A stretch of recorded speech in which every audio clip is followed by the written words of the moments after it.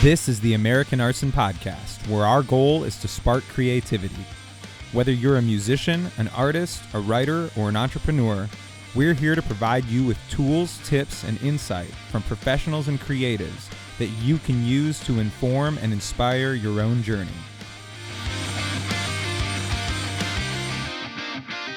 What's up, everyone? Welcome back to another episode of the American Arson Podcast. We've got a fun one for you guys today. We are going to be recapping some of our favorite American Arson tour disasters. And in order to do that, we're going to bring on some of our friends who lived through some of these disasters with us. Yeah, you get to laugh at our pain a little bit, Yep. and enjoy some. I wouldn't say they're fond memories, but they're memories for sure. But yeah, so I hope you guys enjoy this episode. I hope it's a little fun for you guys, a little different than what we normally do. In the meantime, if you guys could head right below the video, give it a like, subscribe to the channel. It really helps us out being able to keep churning out content and new episodes for y'all. And we'll be doing some exclusive content for subscribers in the future as we come up with new ideas. So yeah, make sure you hit those buttons down below. We'll also post some links to some of the relevant socials in the video too, so you can check out all the guests info there. All right, well, let's get rolling with this top five. Here we go. All right, well, before we dive into the actual top five, we thought we would give a little honorable mention for an incident that happened that was pretty funny. Since we already have Tighe from Sync In with us anyways for another one of the incidents that happened that you're going to hear about a little bit later in the countdown, we figured we would bring up the time that our trailer door fell off while we were on tour with you guys. Yeah, so we were just talking about this. We don't know why we made this decision, but we were doing a tour together, Sync In and Arson, where we were using the Sync In van and your trailer. Yes. Which we still haven't figured out why that decision was made. No. I'm sure it was because we're smart. I'm sure it was well thought out at the time. Probably not well thought out enough that we can remember it just a few years later. Right. But so we were in a strange situation either way. I just remember that tour being very cold, very Northeastern, Midwestern standard tour. Yep. Where we were spending more time and more effort just trying to stay warm and find locations for us to survive overnight than we were even focusing on our live sets. That was in Vince, right? The non-insulated van. Vincent Van Go. Shortly after that, Vincent Van No Go. May he rest in peace. He died in Ohio too. So perfect scenario for this story. But yeah, the trailer door, I remember it. It was a ramp. Let's notice. Yeah. It was the ramp. It was the ramp door. Yeah. And we noticed the hinges getting very, very loose. Yeah, wonky. There was a whole lot of movement. I mean, look, I know some of us are very big guys, but it was like the self-confidence in that tour dropped drastically just by seeing how much this trailer was sagging every single time we get on there to try and load gear. To a point where eventually the trailer door setting like this broke and went straight down. Yeah, and who was at fault for that one? Who had the most pizza that night? Jesse's raising his hand for those of you who don't watch this on YouTube. I just remember, like, I think I was carrying like one of the heavier items, because it wasn't like I was just kind of like bouncing up it. I had like one of the amps, and I remember like hauling it up this ramp, and I took one step on fine, and then I took the second step, which was closer to the kind of the actual trailer, so I was a little ways in the air, right where it puts pressure on the hinges, and then it just bang. Yeah, straight down. And we all just kind of stopped and froze. Yeah. And everybody just kind of looked and like, okay, there goes the trailer door. And for anybody who spent any amount of time playing in any band, you know that the moment ramps and or wheels are no longer accessible for load in and load out, your career choice has suddenly changed from musician to warehouse engineer, truck driver. Floating we dock knew it was going to be a employee. disaster right away. So the American Sink quickly became the weightlifting gang, the competitive weightlifting gang, because we had to orchestrate returning this trailer door up onto its latches every show beforehand, pulling it off and then putting it back up at the end of the night. Every time, like the people around the venue just watching us all gather around the back of the trailer. This extremely heavy, gigantic door. A bunch of weak dudes just. We roll up to a venue. Use chest. We roll up to a venue and remove the entire door. And it's not like you're thinking like a thin, like a Luan trailer door. No, this was a ramp door, so it had to be reinforced, like really heavy wood. And we would all come, and everybody from both bands would get together on this trailer door, pick the door up, and then we would go and lean it against the side of the venue. Lean the trailer door against the side of the venue. And then the best though was when it was time to put it back on, because we would have to position it, and thankfully it had a little. Some of us would have to hold it up while the others, got it fast. Yeah, we would push it into the opening. It had like a little lip, so it would click in there like a cap kind of going in. But then we would have to hold it in place while everybody else shut the two latches and then locked it, so that there was no way that the door could actually fall off while we were driving, which made for a pretty good adventure. So. And I think we really should have capitalized on that and made like weightlifting tanks or something halfway through that tour. We still can. That's a merch idea that we can utilize. Seriously. I think we got back to Michigan, and because there was a few shows on that tour that were in Michigan, and my dad at the time owned a muffler and brake shop, and so I went there and we got some new hinges, and my uncle helped me weld on these new hinges so that I remember that. Yeah, so that we could. But I mean, it was most of the tour. I think there was like down to the last two shows before we actually got the door back on. So yeah, that was an adventure. I don't think that I've ever heard of that happening to anybody before. I think that's probably a pretty unique one to us. So the only story that's remotely close to that was one of my original high school pop punk bands. We had a trailer that we ended up selling for just like $400. It's like literally like a little 6x4. And the guy gives me cash, hooks it up to his truck, starts driving away. And as he is driving away, the trailer door from dry rot falls off and stays in our driveway. It was not allowed to leave. It stays in our driveway, and he keeps going. He made it to the end of the road and realized the disaster that had happened. Oh, no. And came back. Did you guys give him the money back, or how did that work out? No, I literally, so it was only $400, and I was like, all right, here's the deal. This is fixable. I know it's just dry rot. I'll give you 200 of this in return if you just put it in the back of the truck and just keep going. I don't want to see this thing in my driveway anymore. So I gave 200 back, and we called it a day. Oh man, that's brilliant. Yeah, you were like 2 or 3 side streets away from being able to keep that whole thing, and just I was just giving them the not my problem. Away with murder. That's great. All right, well we will revisit Tighe when we get a little bit further along in the countdown for another disaster.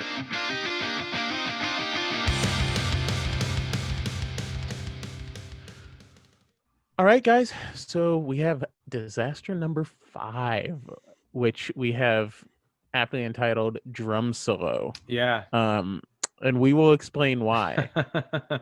Yeah, so we were playing a show up in Traverse City, and Josh Sikowski down here was doing some guitar and drum tech for us.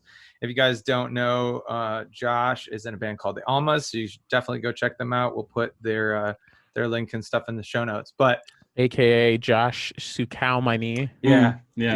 Yes, my alter Josh ego. with the bad knees. So we were playing a show up in Traverse City, Michigan. So for those of you guys who don't know, that is what we like to call up north in Michigan. And we played at a venue that was in like a basement kind of setup, and we didn't have anywhere to stay. And I believe it was pretty cold that night. And the venue owner told us that we could stay at the venue. But the next show was going to be in Wisconsin. And I think it was like an 8-hour drive or something like that. something Yeah. like It that. was a good hike. So we knew we were gonna have to. We were sleep in the venue with all of our gear and stuff with us because we don't want to put it all.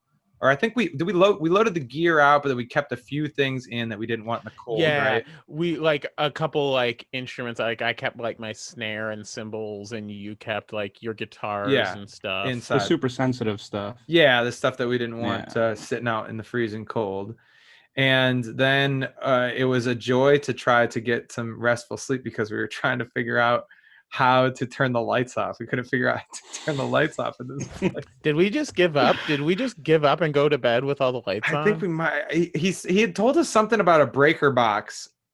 I feel like at one point you got up and went and looked for the breaker box and then just came down and plopped back on the couch and we were all like, all right. You were defeated by the breaker box. Yeah, it might. You know what it might have been? I think it was that there was no light switches. This is like a historic building, so it was really cool, but there was no light switches. The only way to turn the lights off was with the breakers, but we couldn't do that because we all needed to charge our phones. We should also mention that we were in the basement of this building. Yeah, I think I did. It's not like we were upstairs. Okay, we weren't upstairs where there's like a bunch of light switches hooked, mounted to the door. And we were in the basement, but we needed to charge our phones, and then our photographer needed to charge her camera gear, so we couldn't just like turn the breaker off. So I think we all just decided to sleep with the lights on. I'm pretty sure. Yeah. On like floors, and I think I grabbed some couch cushions or something like that. To no fault of the venues. Yeah, they were gracious hosts. Yeah, awesome. Incredible. They're amazing people. Right. But we're just too stupid to figure it out, and also too tired and lazy. Well, and also it's a venue, not a hotel room. So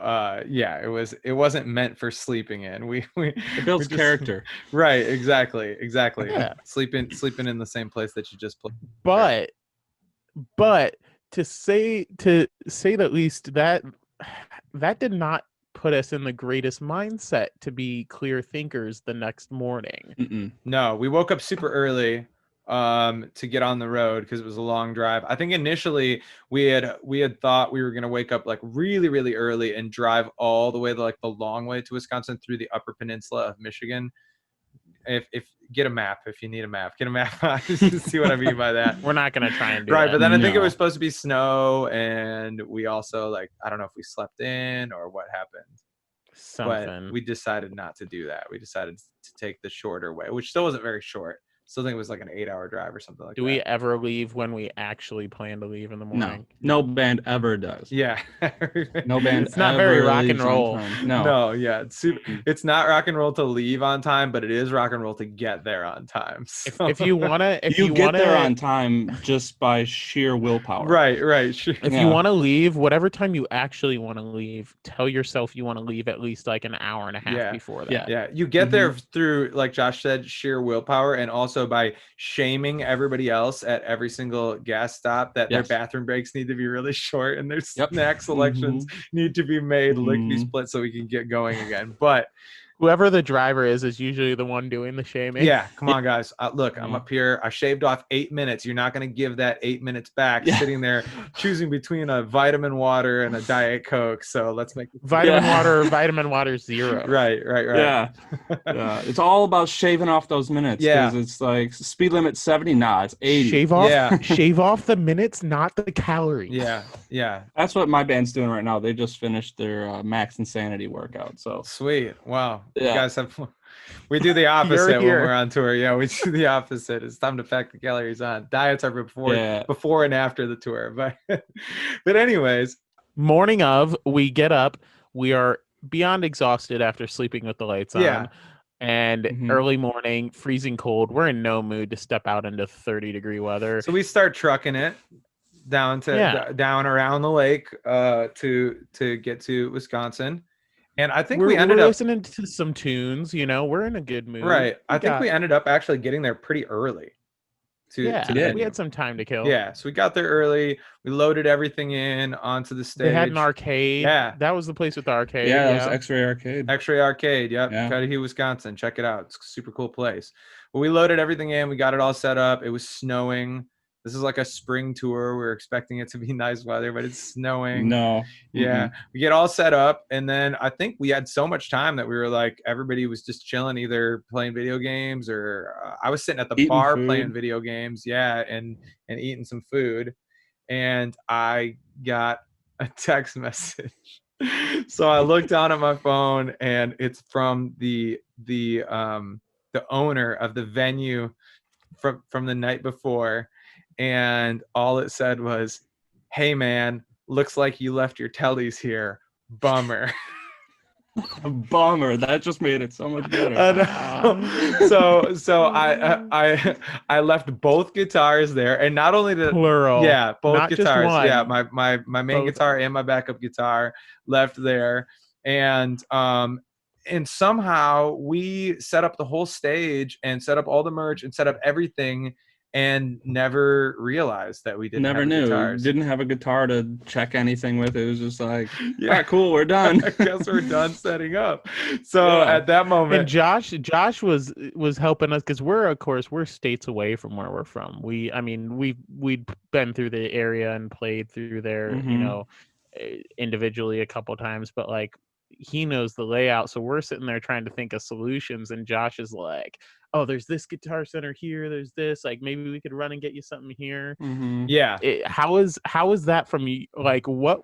How is this whole thing from you? You've been around for quite a few of our disasters, so you Yeah. probably were just like, "Here it goes again." No, I was totally expecting something to go wrong eventually on the tour. On the first day of the tour. Yeah, I didn't expect it to be the very first day, but Right. yeah, I was just same with how I handle any disaster with my band. It's just like, all right, what do we have to do to get it fixed? Like, Right. we got to go to Guitar Center. Cool, we'll do that. I'll call my band, tell them to go pick up one of my guitars, so you have a backup guitar Right. too, so you don't have to buy two of them. And Thankfully your girlfriend was at the show because it wasn't far from where you guys live. yeah, And so Shout out to Brandy. yeah. So Shout out to Brandy. yeah, so we were able to drive up to Guitar Center just real fast, and yeah, and bought. and we made it. It started out.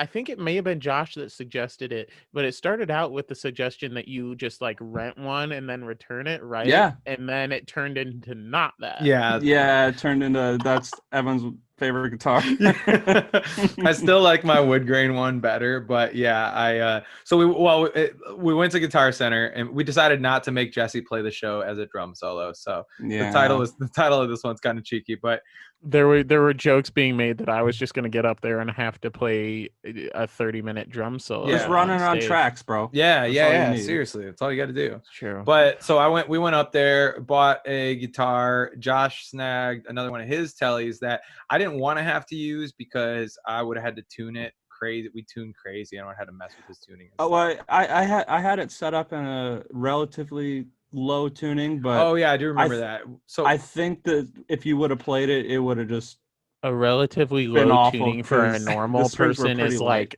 yeah. halfway to us. Yeah, my string. That's a good point about the strings. I use baritone strings now, which Wrench are basically cables. like yeah, Really heavy strings for those of you who they don't look speak like guitar. jail bars. Yeah, strumming along on jail Yes. bars. So Yep. so I bought a guitar, and yeah, I was thinking, okay, now I have to keep this thing in perfect shape so that I can get to the end of the tour and just take it back, because obviously my guitars aren't gone forever. I'm gonna get them back at some point. The first place we played was only like a 4.5 hour drive from my house. And I didn't end up actually having to go get them. My mom to the rescue. She was working in the area. Like 2 weeks later, she knew she had some meetings in the area, and so we were able to arrange for her to grab them while she was there.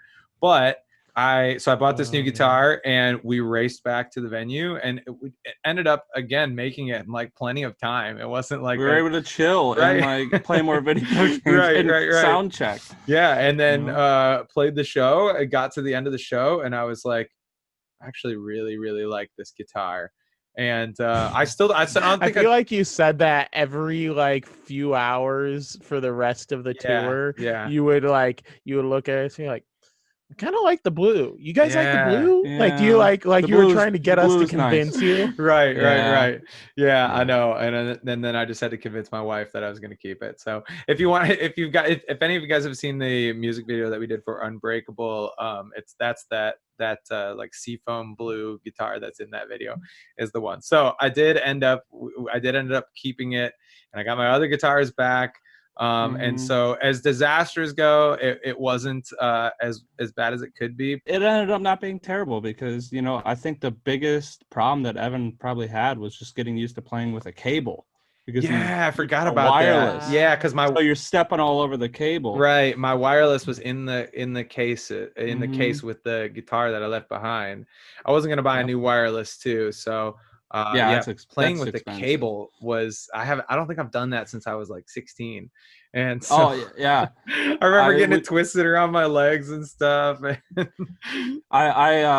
there's been a couple times already that we've been playing shows, and just recently I broke a string on the very first note of the set, and we play in a lot of different tunings. So I bring 3 guitars with me per show, Okay. and it kind of just like threw me for a loop because now I had to grab one of my other guitars in a different tuning, switch the tuning, and then oh cool, we can't play 2 songs in our set now because I don't have that guitar. It was either I take one of my guitars or I take one of Frank's, and if I take one of Frank's, I have to use a cable. Right. Because my wireless pouch is attached to my strap, and Gotcha. he uses different straps than me. So like, it's just a whole mess. It's a whole mess. Playing with a cable is not as nice as playing with no cables, because our whole stage setup is wireless. Yeah, and like playing drums with sticks is a lot nicer than playing drums without sticks. Yeah. Like it's a lot more comfortable to do it with sticks than have to use your like fingers. Your fingers. Yeah. Well, and thankfully you don't need any cords back there, so you don't need any cables to play drums. So, all right, cool. Well, Josh, thank you very much for reliving our own idiocy with us. Thanks for having me. Yeah, every day that you're on tour with us. And we will make sure that we do some other stupid things in the future that we can come back and talk about again. Oh, of course. I'll be expecting it. All right. Well, best of luck to you guys. I know you're in the studio right now, so best of luck finishing that up. And we'll put a link in the notes for anybody that wants to check you guys out. Awesome. Thanks, guys. All right. Talk to you soon, man. See ya. Bye. All right. Well, coming in at number 4 on our Tour Disasters Top 5, we have Sewage Tubing. And I know you're probably looking at that title and thinking, what in the world could that mean? But we have we'll tell you what it means. Yeah. And we've got merch guy Amar on to talk about it because he was intimately involved. Merch dad. Merch dad. I was a merch. He was intimately involved in this particular disaster. Okay, to set the scene before kind of Amar runs with his side of the story, we had an off day in Indiana, and what does one do when in an off day in Indiana? You sit in your van in a Walmart parking lot and try and look up the nearest river to tube down. So we found this one in the middle of this town we are in. It's not like a real quick for context. We're from Michigan. Like rivers are things that are in nature and they're clean and they're beautiful and it's a very normal thing to float down a river in the wilderness. So just wanted to make sure you guys knew that. So we found this river in the middle of the city that to be clear, it was not a river that was made to tube down or made for like leisurely activities. But we just were determined, so we went in and bought these blow up tubes and floaties and stuff, and drove up to this river, hopped in, and we get in, and like the water's a little brown and stuff, but like there's dirt, we just figured it was kicking up a lot of dirt, it's just a river in the middle of a city, and Amar's over here having himself a Seagram's. Yeah, no, it was a Reds at the time, wasn't it? I'm not sure. Oh no, that was the moment the Seagram's Escape legend was born. But I bought so many to take with us. Amar rolled up on the first day of tour with a whole box full of Seagram's Escape. Yeah. And we start tubing down this river. Yeah.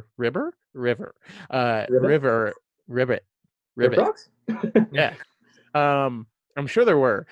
We start tubing down this river. People are looking at us like from the sidewalk next to the highway that was next to the river we were in, like we were crazy, like looking down on us like, what are these people doing? And we were just chilling, having some drinks, soaking up the sun. And Amar, you can tell them what you had a water bottle that you finished and decided I think he finished the Seagram's Escapes and then decided to repurpose the bottle. Yeah, so like whatever it was either an Escape or it was the Reds, because I know we had both, but it was a glass bottle. I'm like, oh yeah, I should drink some water, trying to be a smart ass. So after I slam a Reds or Seagrams, whatever, I fill it with the water from the river that we're tossing the GoPro around. We're all just sitting and soaking in. And I chug that too. And we had joked during this whole tubing ride, like, oh, this water's kind of dirty, and Umar took a drink of it, and we're like, oh my god, you won't drink that? You won't drink the whole bottle? You Oh, won't yeah, do? you We're guys like were egging totally him on, and of And it course, doesn't take a whole being- lot of egging Umar on. A No, very I'll do small anything for amount of sport. egging Umar on is he's down enough. for anything. And so he just chugs this water bottle. And might I add, the bottle itself was clear. You could see through this water. You really could, yeah. That- If you had just looked at the bottle and you just looked at the water in the bottle, you wouldn't have thought much of it. And really, I mean, there wasn't anything crazy to alert us that anything was amiss, other than we got down the river a little bit. And our plan had been to float down to the second vehicle. We were thinking, we have one van, they had the other one. We were going to float down to the second vehicle and then get driven back to the first one. But then we ended up running into some. Oh, there it is. Beach believing it. Yeah, we're So going to the second. if you're somebody who only listens to this on audio, Amar just in perfect timing has a Seagrams ready to go for this podcast. But so we got down the river a little bit, and we ran into some construction, and the construction workers started waving their arms at us and basically saying, you cannot pass this point. You have to get out. At which point we had to get out of the river and start walking back.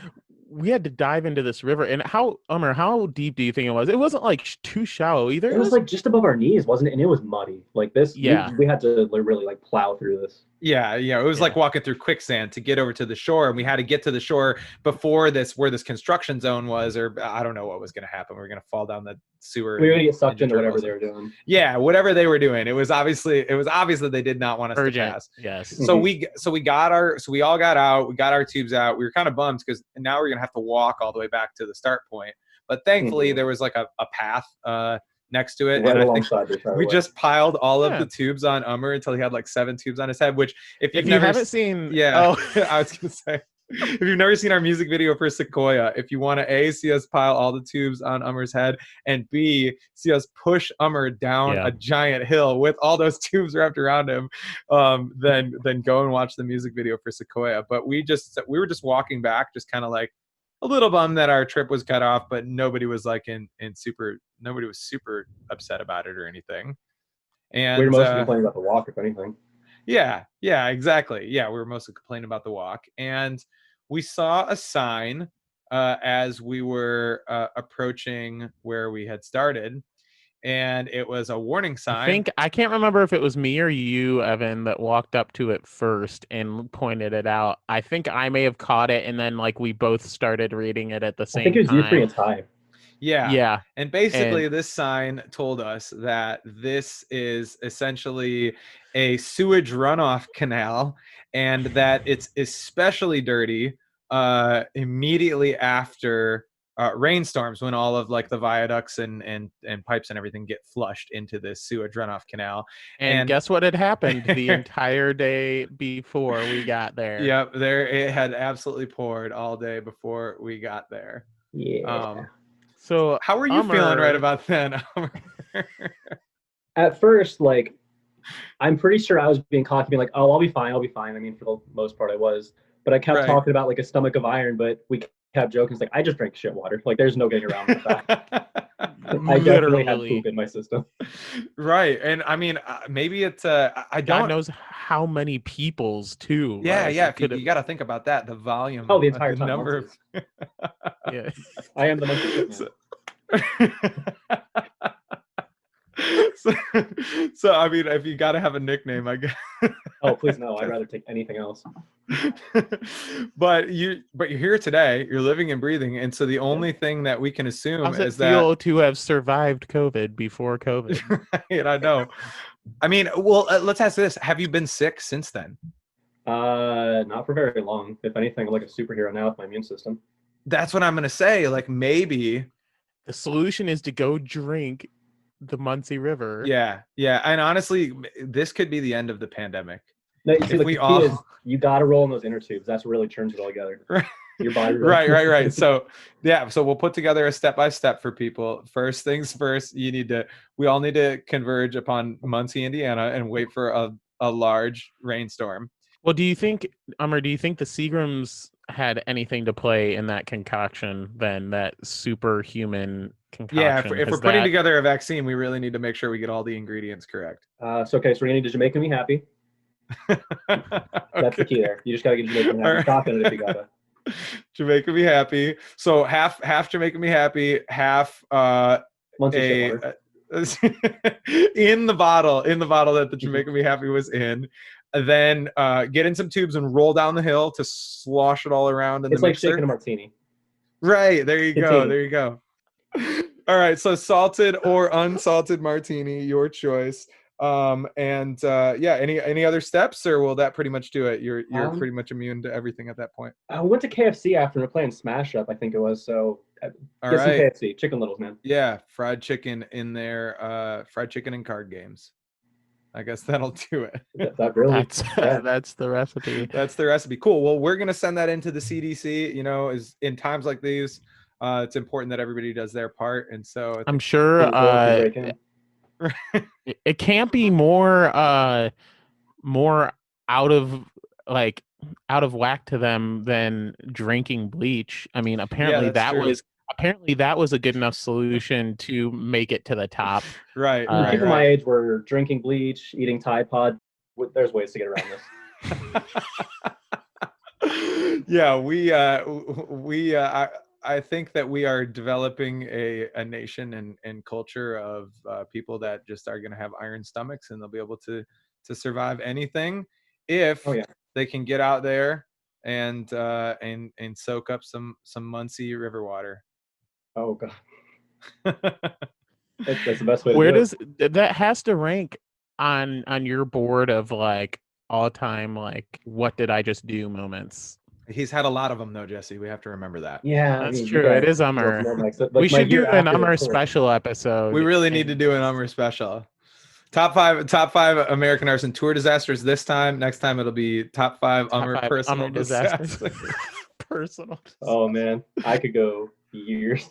Yeah, the pickup line on the waitress in Kenosha has to be in that top 5. I still use that, and people just look at me like. Right. Mostly just because that's the first time in my life that I've ever watched somebody's soul shrivel up and die right in front of my eyes. So we'll have to save that story for another episode, though. Yeah. All right, Amar. Well, thank you so much for being on with us and sharing your experience. And we'll make sure you get credit when we cure COVID. Look forward to it. You take care. And a lifetime sponsorship from Seagrams. Yeah, that's what we should pursue for sure. Make it happen, Seagrams. This is your spokesman right here. All right, man. We'll catch you soon. Bye. All right, guys. So we got number 3 here for you. Pedals in Pennsylvania. All right. Yeah, this is a fun one. So yeah, we were on tour with Sink In, and we have Cobrette from Sink In here with us to talk about this. Yeah, so we were on tour with Sink In, and there was one point in the tour where we had to split up for a few days because they were going to Pennsylvania to play. What festival was it that you guys were playing? Creation Northeast.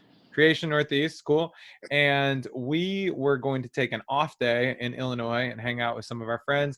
And then we were going to play a couple more shows before they rejoined the tour.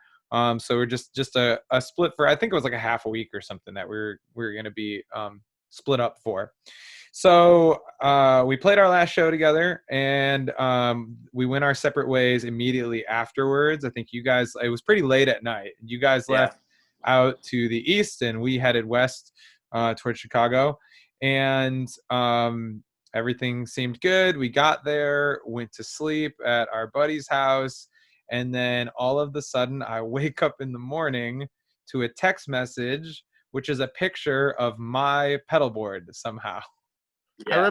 I remember getting up and coming into the room and everybody just looking stressed out. It was like one of those things where you took one look at everybody and you were just like, what happened? Yeah. So what happened, Cobrette? So we were supposed to be playing this. We were playing like the B stage. They call it the fringe stage. Okay. And we didn't even look at the gear because our cases looked identical. You know, we both had those PT Pro cases. Yeah. So I'm like wheeling up on stage, not thinking anything. Like, oh yeah, it feels a little heavy, but I think I'm just sore from like the night before. You know. Right. And I popped it open on stage, and I just freeze up because my pedal board was like maybe 5-6 pedals. Right. And you know, Evans like is like ones, 30. and I just had this like confusion for a second of like, wait a second, this doesn't look like my pedal board. And I was still kind of groggy, like rubbing my eyes in the morning, like, oh crap, this is Evan's pedal board. This is not going to work well at all. Because so like for our stuff, the only kind of pedals we really use are like primarily delay and then just clean distortion switching with a few other stuffs kind of thrown in. And so I remember I had to like scramble and call you from stage because we were supposed to go on in 5 minutes. And I'm like, Evan, Right, here's what you use for this. Right. Here's what you use for that. Here's what. what do I need to do? Like set this switch to, like latch mode or whatever, so I can switch my amp channel and like, how do I route this? And so it was just, that was a nightmare. for all the like non like tech familiar people listening, basically Evan just has 4 times more things on his pedal board than Cobrette or any really normal guitarist does. It's one of the things and that so, helps us to be a two-piece is that we have obviously some different things going on. I have an octave thing going on, and we do a lot of live looping. If you really want to know more about that, we have a video on our YouTube channel where you can go and check it out. But suffice to say, it's a very complicated board and then a much simpler board, and having about 2, 3, 4 minutes to figure everything out over the phone so that Cobrette can play his show.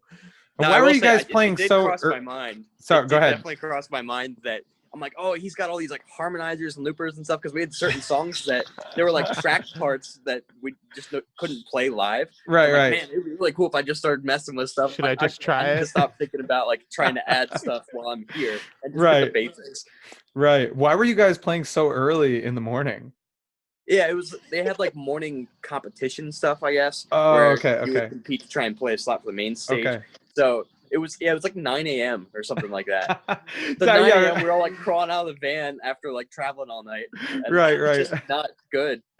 Oh man. Yeah, and so bad on Cobrette's end for sure because he's got, way more options than he necessarily needs and a lot of different options. But on our end in particular, especially back then, I think every single song that we had back then was using live looping, which a looper, again, like Jesse said, for those of you who don't know a ton about guitar pedals and stuff, not a common pedal to just find on somebody's pedal board. And then obviously all the different pedals that help us to sound bigger as a two-piece that I don't have when I open Cobrette's pedal board. And so I have basically only everything that we need to play was multiple states away. Yeah. And we had a show and we were it wasn't a matter of like, oh man, like I want to play my drum set, not this guy's drum set. Like it's literally a matter of playing or not. Yeah. We could play or we could not play. Our band cannot function without certain items. Yeah, absolutely. So it was a very critical like, oh crap, moment. The most difficult part about trying to play with your pedal board is that your pedals are all so tightly packed into your board that like we had some stuff where it was like you'd have to switch clean and distortion and then quickly throw effects on and off. So this guy's over here wearing like boots on stage half the time. He has all this stuff crunched together and he's wearing like the whitest it's muscle memory. So when you do it a lot, it's easy. If I move one thing on the board, then we're gonna have to practice for like 3 weeks or else it's gonna be off. So how did you deal with that? Very carefully. I definitely sacrificed some of my showmanship just to make sure I didn't have a blaring distorted part come in for a clean section or something. Yeah, absolutely. If anybody went to Sinkin set at creation that year and took a video, please send it to us because I want to see like what level of just staring Cobrette was doing. Yeah, There's it's probably a pretty boring video. It's probably just him standing there. But so anyways, we got lucky because we had a day off. And so we had a couple of options. Our first option was to drive to Pennsylvania and get the pedal board, which seemed not like a great option, to be honest, because I mean, I think at minimum we were talking like a 10-12 hour drive from where you guys were to where, one way. Yeah. So that, I mean, we had about like a little over 24 hours until the show, and so like a little more than that because it was morning of the off day, so we had true, we had about 36. 36 something like that. And so but it still would have been like drive there all day, drive back nonstop, get back the afternoon before the show, and have spent the better part of the last 24 hours in a car driving. So option number 2 was cancel the show. And we didn't want to do that. And it would have actually had to be several shows because it was going to be a few shows before you guys rejoined us. Yep. So then option number 3, which is what we did, was ship it. Yeah. Ship it. So what was that like, taking the pedal board into the post office and saying, I need to overnight this giant thing? And I think you've been to Creation. So that's like up in the middle of nowhere, Pennsylvania. Yeah. So it was like this real old, like colonial kind of like town that we walked into, where you're literally like going through these super old wooden doors with this giant case. Right. And we just took it up to the front of the counter. We're like, yeah, we want to ship this. And they just kind of looked at us like we were crazy. Like, you want to do what? Like, what is this? Why are you here? Right. And I think we put some stickers and stuff on it, like marked it up as like fragile and did some stuff with that. Yeah. And we learned too, it's not a cheap mistake to make, as many of our mistakes aren't. They're never cheap mistakes. No, I'm pretty sure that was like a $200. It was $400. It was $400. Yeah, it was $400 because we had to overnight it. That was the only option, was to overnight it. And so it was a $400 expense. So, but the funny thing is that ever since that happened, and I know you've gotten a new pedal board since, so we don't have. There's no way we're gonna swap them, but it is a common brand of pedal board. And so I have started covering my pedal board with my case with stickers, so that I can obviously identify that it's mine, and then nobody else will think that it's theirs.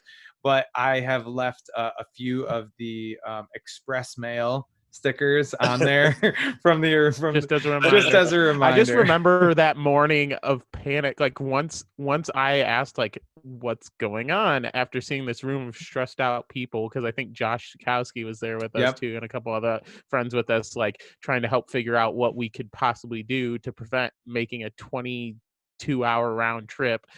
And I can just remember like Evan like repeatedly like going to grab his keys and get in the car and start driving, and us just being like, no, you cannot drive 22 hours round trip before you play a show. Like, we are not doing that. We will go rent and return pedals from a music store before that wouldn't have been possible either. That would have been like a scavenger hunt trying to find all those pedals.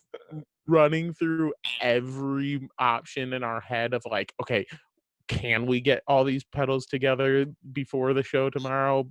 Can we do that? It was just chaos. And I'm glad it worked out that direction too, where it was like if you guys would have got to your show first, opened it up and been like, oh, like that would have been way worse.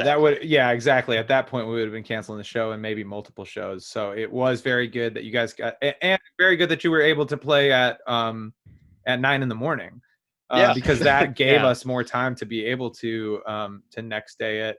We actually next dayed it to the mailroom at our friend Josh's work to make sure that it was going to be somewhere. I just want to know like what the reception person that like brought that in was thinking. Yeah, they're like, probably pretty confused. Picked up this giant like body-sized box that just weighed like, who killed somebody? Yeah, we probably put could all have their just parts in this. We probably could have shoved Tighe in there and just shipped him, and they would have thought it was the same weight. Yeah, honestly, probably it was. For real. It's expensive mistake. So, Cobrette, thank you for helping us to relive that painful moment, and may it never happen again. Yep, looking forward to all the future painful moments. So Yeah. undoubted to come. I'm sure It wouldn't be an American Arson Sink In Yeah. tour if there weren't several. I'm sure we will make some more in the future. Yes, definitely. All right, man. See you later. Yep, see you guys. All right, tour disaster number 2. And we are calling this one the death of a floor tom. So we've gotten a few things stolen over the years. I know Jesse had some stuff stolen. I had a $500 double bass pedal stolen. I've had like a couple cases stolen, drum cases and stuff over time, stands. I had my acoustic guitar stolen before the only acoustic show, the day before the only acoustic show that American Arson has ever played, which was out in California with So if you guys ask us why we never play acoustic shows, that's why. Yeah, that's exactly why. I had that stolen in Colorado literally the day before we had to play an acoustic show. So it was a really fun time trying to sing all of our songs like 3 octaves higher than they were supposed to be because I didn't want to tune somebody else's guitar down. But I think probably the most epic and I don't know, just dramatic stolen item story takes us up to Hamilton Street Pub in Saginaw, where we were once again on tour with Sink In, as we always seem to be. And we went up there to play in Saginaw with a couple. I can't remember who the other bands were, but I remember that Nick from the Swellers was playing in a band. A newer project of his was playing. And yeah, so we went up there and all seemed well. And they had you park in an alley behind the venue, and it was a really dark and like super sketchy alley. Like there was like a building behind it that like the wall was knocked down, and you could see it was just like crazy abandoned building.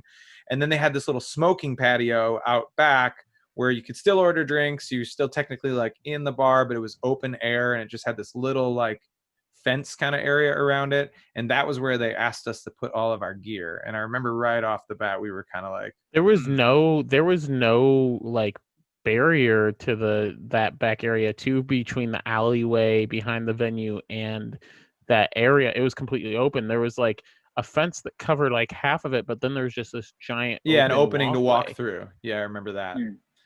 And so we got all our gear, and when we put it back there, and we had it all kind of very hesitant. Yeah, but we put it all back in the corner. We still, we stack stuff up and try to like condense it to be like considerate of the space of the other bands, and also to kind of, so all of our stuff, nothing's just like on its own or like sitting out in the open.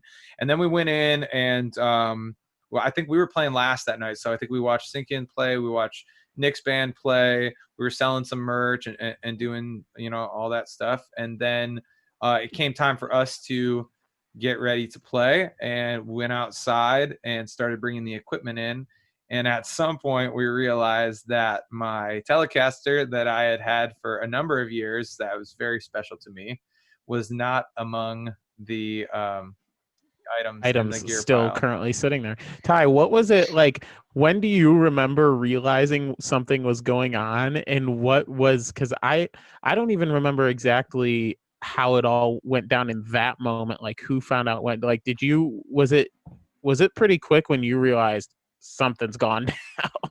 So if I remember this part correctly, something happened where Evan was outside and he came back. I can only assume it was you that actually first found out, Evan, because you came back inside for the first time, and there was a level of rage and lack of empathy for anything that was going to happen for the next 24 hours that I have never seen in you. Yeah. But it was matched with a tone that was way too calm. Like it was which is almost the scarier. the tempest in a teapot. Yeah, I know. you came back in, and I just remember you going, "My guitar was stolen." What? Yeah. My guitar was stolen. And then you walked away. You went back out. I don't think you really knew how to have a conversation about this yet. No, so I don't you think informed us.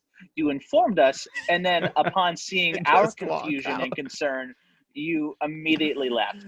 Yeah. So yeah, we're all sitting around the bar watching the band. Yeah. Right? Like, So chilling. we're inside the venue, and we kind of do those quick. Everybody looks in the opposite directions and just goes, "Oh, this is bad. This is real bad." Yeah. So the entire sink-in force immediately comes outside, and I just remember a search. I mean, we sent people around the block. Yeah, poking around in the alley and looking in cars to see.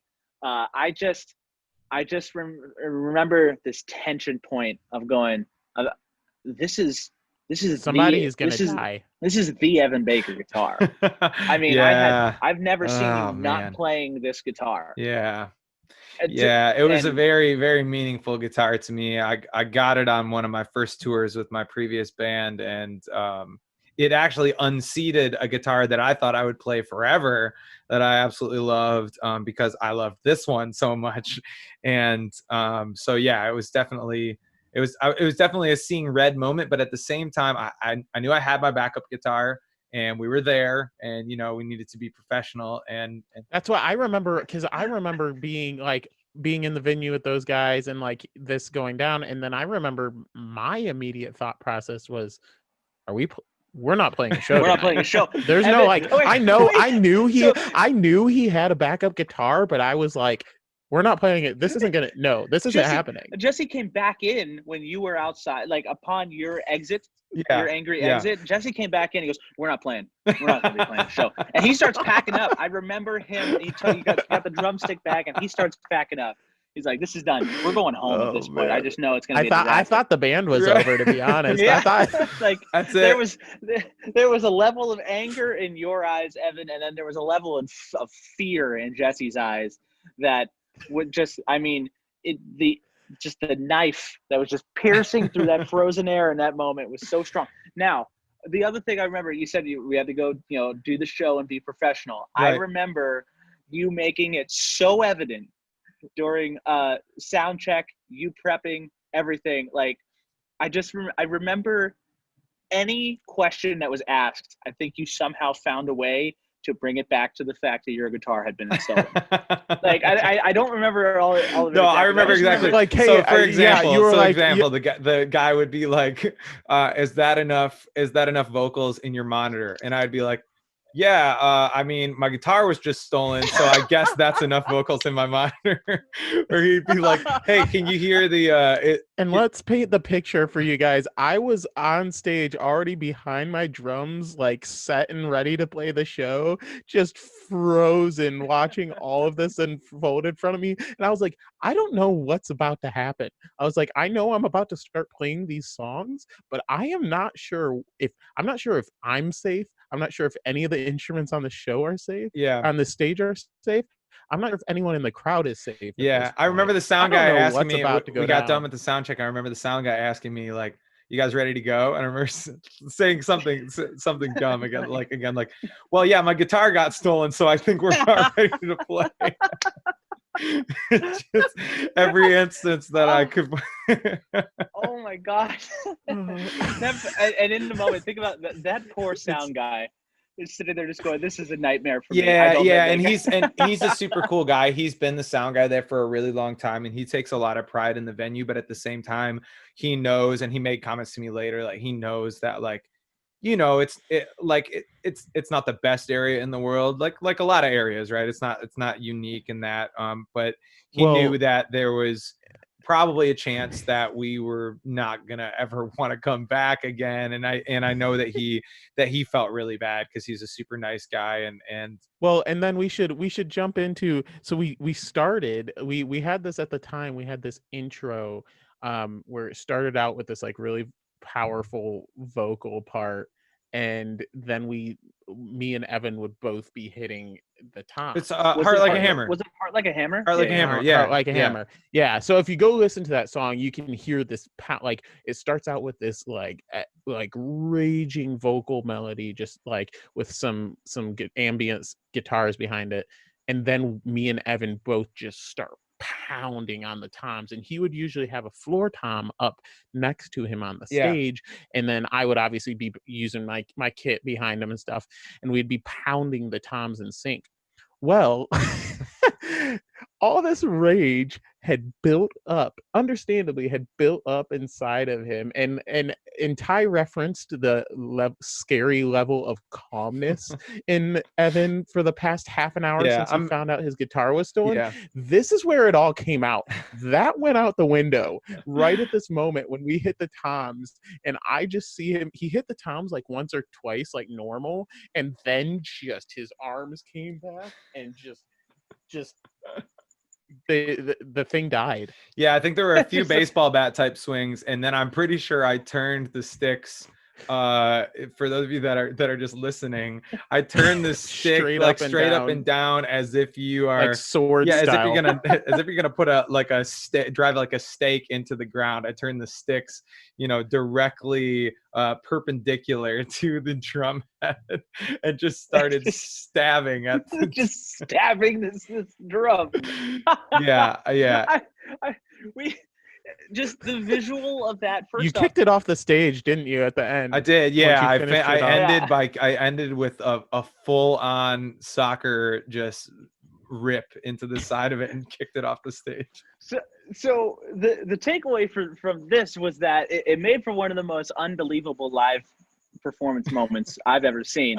Like just the insanity of that moment of just seeing sticks just sticking straight out of this tom, huge tom, and then they're getting punted off stage. Just like there's never been anything more rock and roll that I've ever seen at a show in my life. But it wasn't like the people watching. There was just as much silence, and but not like a bored silence. It was a silence of I can't believe what I'm watching. I can't look away. Right. And this is going to be insane. And I think you guys played every song. This is before you guys were on a click. I'm fairly certain you played the majority of that set a good 15 BPM faster than you ever have. No, before. I know we did, because I remember about after that we went into They'll Know Us by Our Love, and Evan starts it with a loop, a guitar lead loop that you hear in the intro, and I remember him starting in with that right after that happened and hearing it and being like, I'm done. I'm dead. I'm dead. That last part.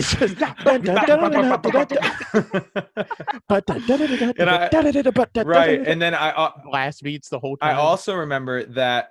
So if you guys have never heard of the Swellers, you should check them out. But they were like a pretty big band when they were doing their thing. And then shout out to Nick. Yeah. And then also we love you. We don't associate you with this night. No, unless you took it, then we're coming for you.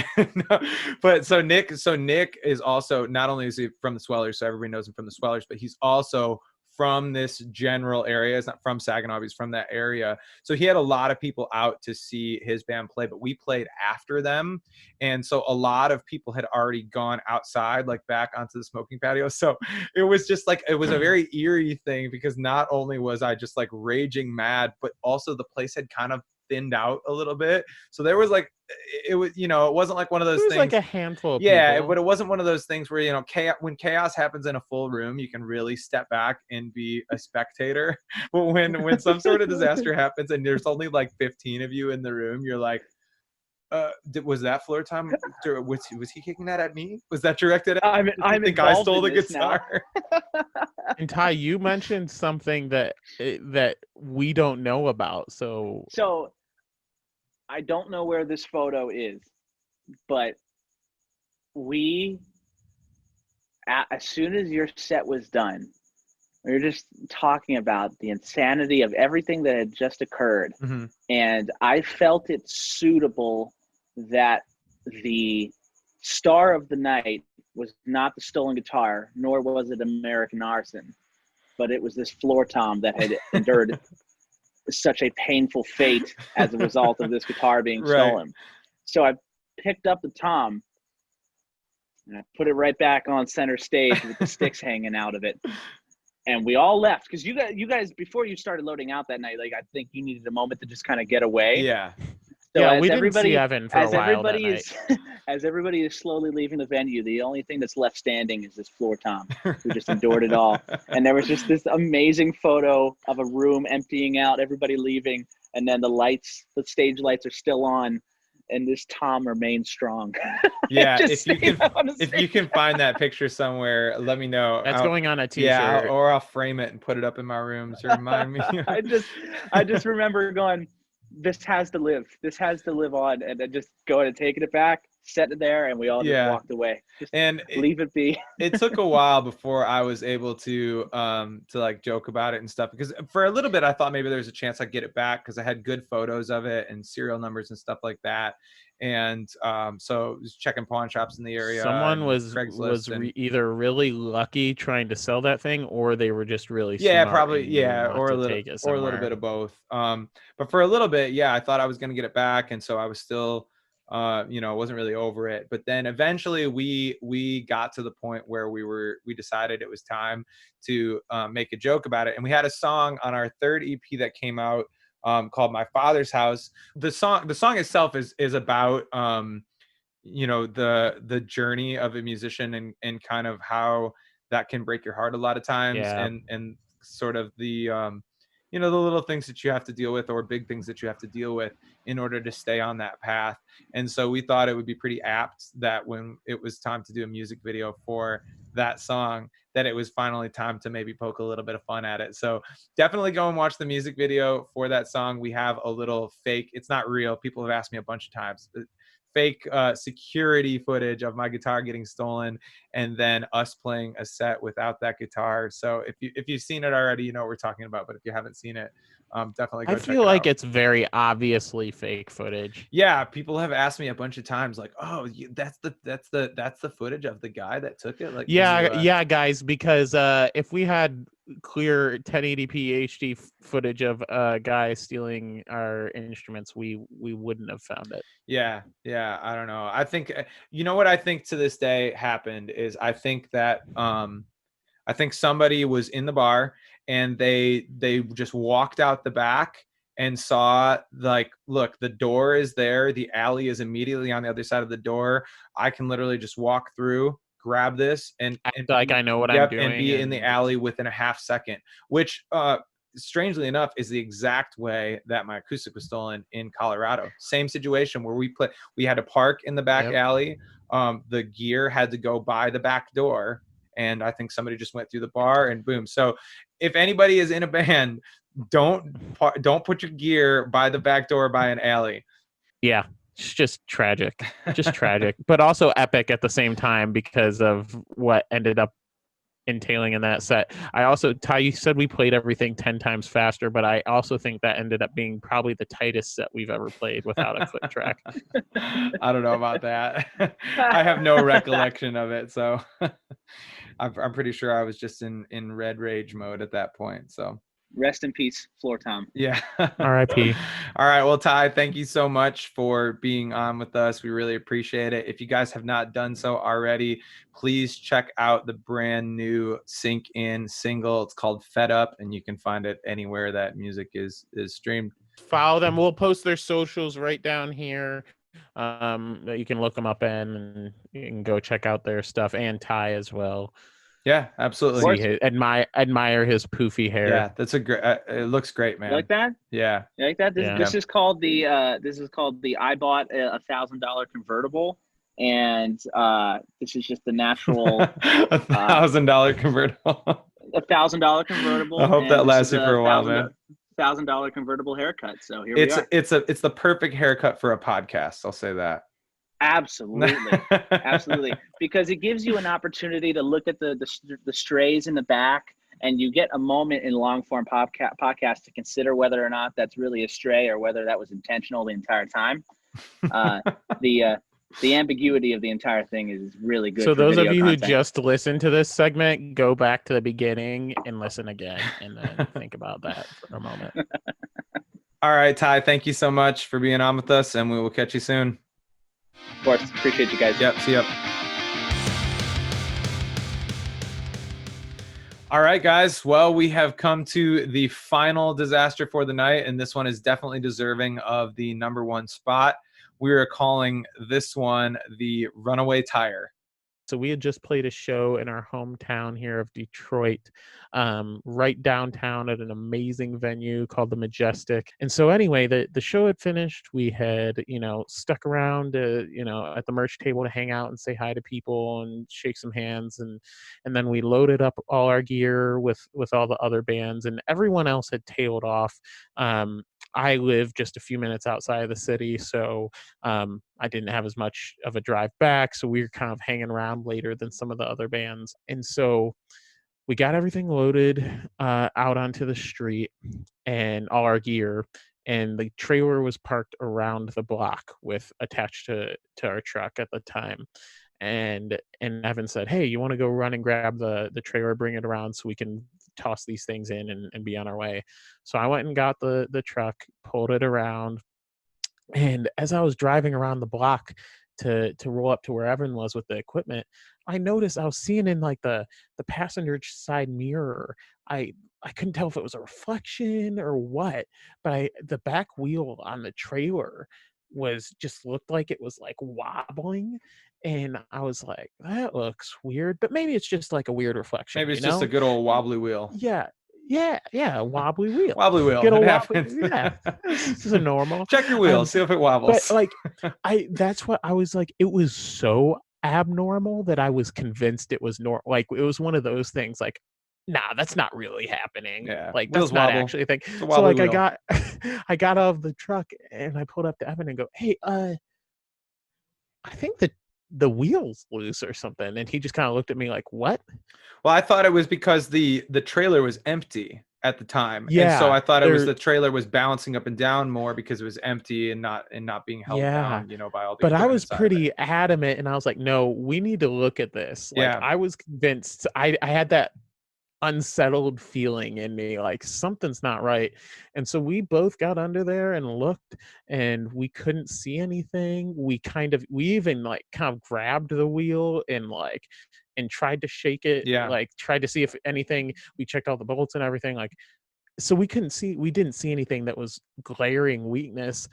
And so we just decided to load our gear in and head on with our night. Yeah. And this was a local show, so we didn't drive together. I drove there with the No, gear, yeah. and Jesse was gonna leave and go get in his car. Yeah. And so I was like, "All right, see you in a week, man. Like, we'll talk." And I, sent him on his way, and I turned around and took about maybe half a dozen steps before, and Evan can finish it out before for just you, screeching. before Or everything screeching went noise. wrong. Yeah. So I pulled off the curb at only about like 5 miles an hour. I was just idling still at this point, and I just heard a loud, nasty screeching noise, which ended up being our axle dragging down the street. And I looked up in time to see our trailer tire accelerating, rolling directly down the street like a runaway trailer tire, accelerating. And I look up, and there's a red light down the road, and it's still just rolling. And there's some dudes on motorcycles that are sitting at this red light. And so at this point, there's nothing I can do. I'm just praying that this tire doesn't hit these dudes that are on motorcycles, because it's moving pretty good, and Yeah. it's still upright. It's It's as a if it decent was like sized tire. Too. yeah, and not just the tire, it was the wheel as well, right? It's not like just the rubber. Yeah. Not just the rubber came off, like the whole wheel is just launching down the road toward these hurtling down the road toward these dudes who are just sitting there on their motorcycles at this red light. And so I like open the window and I just yell like, "Hey!" I don't even think I was able to get anything out other than "Hey!"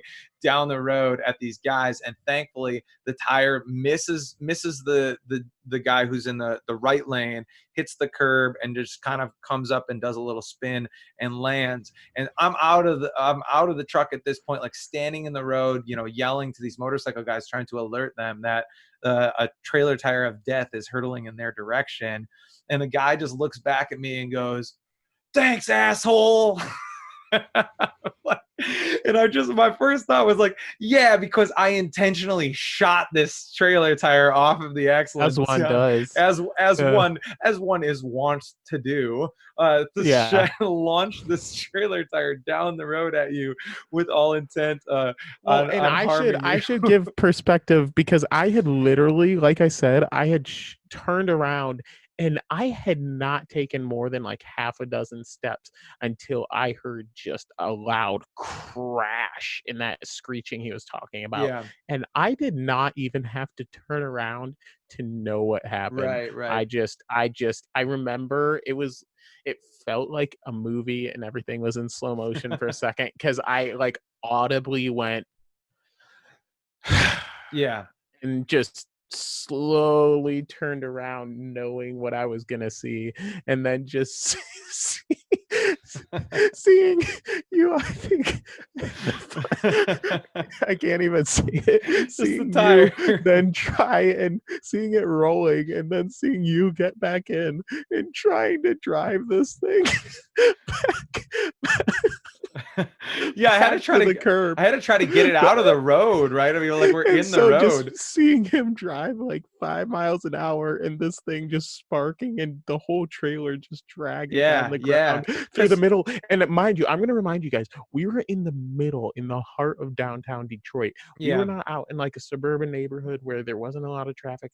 Yes, it was like 1 or 2 in the morning, but it was in the middle of downtown Detroit, and it was still pretty busy. Yeah, there was no option to leave the trailer in the road. There was, and what happened was that the axle severed from where it meets the wheel, and that's what sent it on its way. So being that there was one other this was a trailer that had only 2 wheels. So being that there was one other wheel, there was just enough spring in the axle that I was able to turn the vehicle around and repark it right at the edge of the sidewalk with only minimal dragging, though. He just quite enough dragging to cause some sparks, but I didn't really have a choice. I couldn't just leave it sitting there in the road at that point. He gets out of the truck at this point and comes over, and we both just I don't even know if we said a word to each other at that point, but I remember us both just sitting down on the curb and just looking at each other like, what? No, just kind of in disbelief, like, because happened. After we went and retrieved the tire, and I think that plays into why this is number 1 for us, because it's kind of funny, and like nobody really got hurt. If you remember a little earlier in the segment, I mentioned that we had a tour after this. And we on that tour, it was a West Coast run, and it was basically everything. We went up through the Dakotas first, and then we came down, but basically everything was mountains after that point. And so, if this had not broken when it broke, even in the mountains, obviously it would have been a disaster, and that probably would have been like certain death. But even if it had just been 15 minutes later, when I was on the freeway driving home at 70 miles an hour, and Michigan's pretty flat, but that could have still been an absolute disaster. Could have easily caused a serious wreck either for other people or for you. Right. Like, yeah. I mean, like, the tire, instead of moving, 25 miles an hour, 30 miles an hour down the street, which was mostly just comical, could have been moving at, 75, 80 miles an hour. And vans and trucks and things like that have often been known to flip when something goes wrong with the trailer. So, and that's not something that you fix. My dad owns a muffler and brake shop, so I kind of know a little bit about axles and wheels and stuff like that, and it's not something that you can just weld back on at that point. A trailer really isn't much other than the axle, the frame, and the box that sits on top of it. Once the axle goes, you're in big trouble. We just knew. We knew it wasn't. There was no coming back from this. We knew we just by what had just happened, we were a couple $1,000s in the hole, or we were going to have to cancel our whole summer of touring. So that was the negative side, but then the positive side was obviously we didn't die. We didn't die. If it had happened at another time, if it had happened any later, it could have been, instead of an inconvenience and something that we had to pay for financially, that we had to struggle with, it could have been something that we could have not walked away from. So we were in a sense we say that lightly now, but like, and we can laugh about it, but even when we joke about it now, it always kind of brings me back to kind of like, whoa. Like as many times as and I know you have too, both of us have made that drive through the Rockies, multiple times personally and on tour. Like, and if you've been out west or driven through any true set of any mountain range anywhere, like it can be kind of sketchy at times, especially at night and stuff, or when it's bad weather. And I just go back to some of my drives through the mountains, especially out west, and I just picture like, holy cow, if that would have happened, like yeah, and obviously, and you can say like if this would have happened or if that would have happened, but some things are a freak thing, like you blow a tire or something happens. But this is obviously something that it was impending. Yeah, it was impending. It was impending doom. Right. Yeah. High formal label mates. Right. But yeah, it was obviously something that the joint between the wheel and the axle had been weakening for a long time, and it was going to happen. So there was a little reflective moment, but then the funny part was trying to get this whole thing taken care of, because it is the middle of the night. We still do need to get this stuff home. There's no way we can go and grab another trailer in the middle of the night. So we ended up piling a whole bunch of the gear into my truck, and and then some of it we piled all the drums and stuff into my car. We piled a couple guitars or something, like a couple small pieces of equipment into my car, because at the time I had like a small SUV. It was like a little crossover deal, so I could fit like the drums in a little more. Then we put everything in the back of your truck and in the back seat, and then the truck, actually we had to stack things. It was a pickup truck, so we had to stack things into the bed. We had to stack them so high that it never would have been safe to drive home that way if I had gone on the freeway. So essentially at that point we called the tow truck for the trailer, and we had the trailer towed to my dad's shop, which just getting the trailer on the tow truck was pretty hilarious, because he had to pretty much drag it onto there. And then taking the equipment out of the trailer too was pretty hilarious, because it was on a diagonal. But then we stacked all of the gear up in the back of my truck, just to a kind of precarious height, and then I went 25 miles an hour home on side streets all the way home to make sure that there wasn't a bass amp going to end up on the freeway or anything like that. So we did end up making it home, and then the very next day we posted, and shout out to everyone that pulled through. We posted about what had happened, and we didn't necessarily do a crowd fund. No, we just did a online merch sale. A merch sale. Yeah. And we had, again, I can't emphasize enough, like, we have what I would say is a decent following as a band now. Back then it was basically just a few of our friends back home and some of the people that had seen us play locally, and then maybe a little extra on top of that. And you guys, like, for those of you that have been with us since that point and remember that, like, pulled through like more than we could have imagined. So thank you. Thank to everyone who supports us now too. But like, keep in mind, like, when you support local bands, especially, like, that's the kind of stuff like that sticks with them. And because I didn't think it was going to happen, and we recovered most of the cost of what the trailer was going to be for the new trailer. And then some, and we were able to go on that tour not totally in shock or in fear for being able to eat a peanut butter and jelly sandwich the next day for lunch. Like, it was still slim pickings. That was still that tour was still we were pinching pennies for sure on that tour, but we made it through, and we didn't die, and the guys on the motorcycles didn't die. And so if you're listening to this and you were one of those dudes on a motorcycle, I promise you I was not aiming the tire at you. No hard I feel like you are deserving of free tickets to our shows for life. Yeah, but those don't exist. Like, shows don't exist right now. So if they ever do exist again, then come and tell us that you're the dude we launched the tire at. Let us know. Actually, no, we need see, now that we gave away all the details to the story, so we're gonna have like 20 people showing up to our shows like, hey, I'm the dude on the bike. That's fine. We let them all in. then if you know enough that you listen to this podcast and you listen to this entire story, then you can come and con us into thinking that you were the dude who we launched a tire at. But yeah. All right. Well, that wraps up our list of tour disasters. Thank you for hanging out, guys. Yeah, we really appreciate it. And we're very hopeful that someday we'll see a return to live music and that we can start compiling a new list of tour disasters for you guys. No, it's not tour about miracles. Yeah, maybe. I'd rather have those. It's not really about wanting to. It's just about the inevitable. We know they're going to happen. So we just hope that they can continue to be of the funny variety. But thank you so much, guys, for sticking with us through this, and we will be back soon with another episode. Thank you for listening to the American Arson Podcast. If you enjoyed this episode, please take a moment to leave a positive comment or review. Connect with us online through Facebook, Instagram, YouTube, or Twitter, and check out AmericanArson.com for music, merch, and upcoming tour dates. We'll be back next week with another episode. Until then, stay inspired, stay positive, and keep creating.